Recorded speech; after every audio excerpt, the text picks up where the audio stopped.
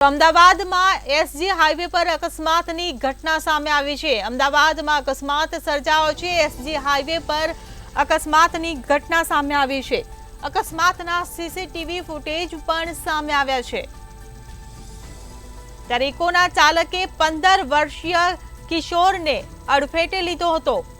તો 10 મે ઇકો ચાલકે અકસ્માત સર્જ્યો હતો, જેના સીસીટીવી સામે આવ્યા છે। કિશોરનું સોલા સિવિલમાં સારવાર દરમિયાન મોત નીપજ્યું છે।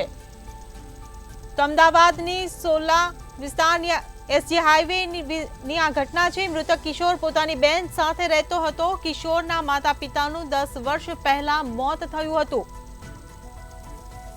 તો અમન નામના કિશોરનું અકસ્માતમાં મોત નીપજ્યું છે। તો પોલીસે ગુનો નોંધી કાર કબજે લીધી છે। ચાલક જો કે અકસ્માત સર્જીને ફરાર થઈ ગયો છે। ઇકોના ચાલકે 15 વર્ષીય કિશોરને અડફેટે લીધો હતો। સારવાર દરમિયાન તે કિશોરનું મોત નીપજ્યું છે। અમદાવાદના એસજી હાઈવે પરની અકસ્માતની આ ઘટના, જેના સીસીટીવી ફૂટેજ સામે આવ્યા છે। ત્યારે ઇકોના ચાલકે 15 વર્ષીય કિશોરને અકસ્માતમાં અડફેટે લીધો હતો।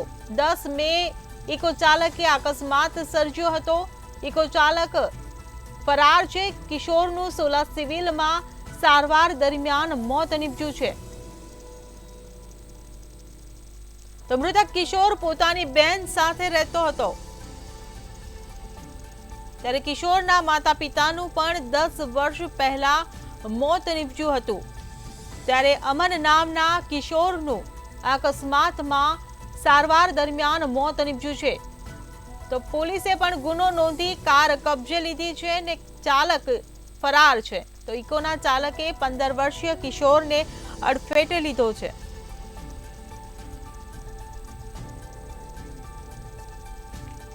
તો સંવાદદાતા શિવાંશુ આપણી સાથે લાઈવ જોડાઈ ગયા છે। જે શિવાંશુ, જે રીતે અકસ્માતના સીસીટીવી ફૂટેજ પણ સામે આવ્યા છે અને કિશોરનું મોત પણ નીપજ્યું છે, શું છે બાકીની વિગતો? જી, ચોક્કસ વાત કરવામાં આવે તો કે જે રીતે અવારનવાર જે રીતે અકસ્માતની ઘટના બનતી હોય છે તે વાતમાં કોઈ નવાઈ નથી। કારણ કે અકસ્માતની ઘટના બનવા માટે અમદાવાદ શહેર પ્રથમ નંબર ઉપર હોય તેવું પણ કહી શકાય। કારણ કે એસજી હાઈવે ઉપર કહી શકાય જે રીતે કઈ અકસ્માતના હબ સેન્ટર બની ચૂક્યો હોય તેવું પણ લાગી રહ્યો છે। કારણ કે જે રીતે 2 દિવસ પહેલાની 10 તારીખની ઘટના છે, કહી શકાય કે એક અકસ્માત જ્યારે ઇકો કાર નીકળે છે અને ત્યારથી એક નાબાળિગ બાળકનો જીવ લઈ લે છે। કારણ કે એ બાળક ત્યાંથી નીકળતો હતો, પસાર થઈ રહ્યો હતો અને ત્યારે તે ઘટના બની હતી અને તે ઘટના સમગ્ર સીસીટીવીમાં કેદ થઈ હતી। ત્યારે કહી શકાય તે અકસ્માતની ઘટના જ્યારે સર્જાઈ ત્યારે બાળકનો મૃત્યુ પામી ગયો હતો। કહી શકાય કે બાળકના પિતાના પણ જે છે અકસ્માતમાં મૃત્યુ થઈ હતી। તે બાળક જે છે તે પોતાને જે છે તે ફઈના ત્યાં રહેતો હતો અને સાથે કહી શકાય કે જે રીતે જે અકસ્માતની ઘટના વધી રહી છે તેના ક્યાંક ને ક્યાંક લાગી રહ્યો છે કે આપણું તંત્ર ક્યાંક ને ક્યાંક આમાં ભૂલમાં છે। કારણ કે જે રીતે પેટ્રોલિંગ સતત થતી હતી તે પેટ્રોલિંગ ના હોવાથી, કારણ કે જ્યારે અકસ્માતના બનાવ બનતા હોય છે ત્યારે જ પોલીસ એક્શન મોડમાં આવતી હોય છે, ત્યારે સાફ દેખાઈ રહ્યો છે। એ બાળક જે છે તે આરસી ટેકનિકલમાં અભ્યાસ કરતો હતો અને સાથે કહી શકાય જ્યારે અકસ્માત સર્જાયો ત્યારે બાળકનો લગભગ કહી શકાય 10 વાગ્યાનો સમય હતો અને ત્યારે જે અકસ્માતની આખી ઘટના જે છે સામે આવી હતી। આપણે સીસીટીવી કેમેરામાં જોઈ રહ્યા છો, બેફામ કાર દોડી રહી છે। તે બેફામ કાર જે છે કહી શકાય ઇકો કાર છે।